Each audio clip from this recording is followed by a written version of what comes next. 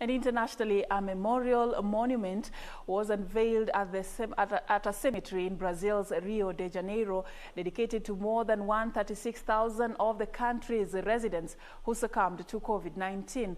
The monument, named Infinity, stands as a carved, oxidized steel sculpture representing spirituality, nature, and concept of perpetuity, where Brazilian families can gather and mourn their loved ones. Here are the details of this and other stories from across the globe.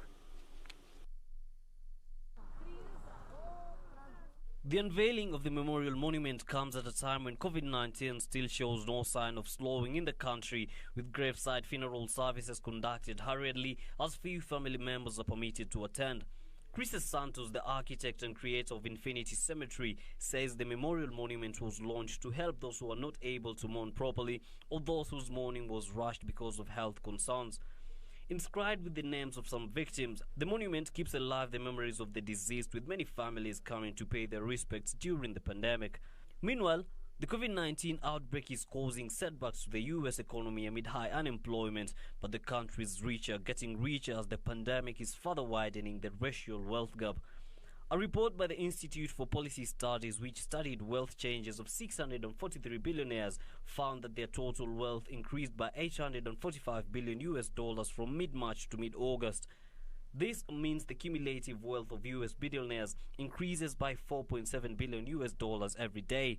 In contrast, data from the U.S. Bureau of Labor Statistics shows that over 50 million Americans have lost their jobs since March, and nearly 14 million of them are still unemployed.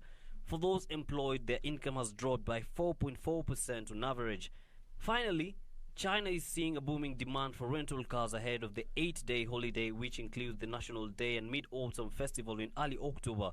Chinese holiday makers will enjoy an extra day of toll-free policy when they hit the highways since this year's holiday.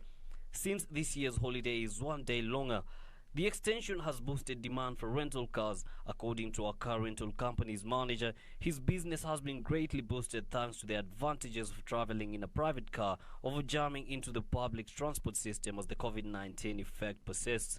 Almost half of the company vehicles have already been booked a week ahead of the holiday.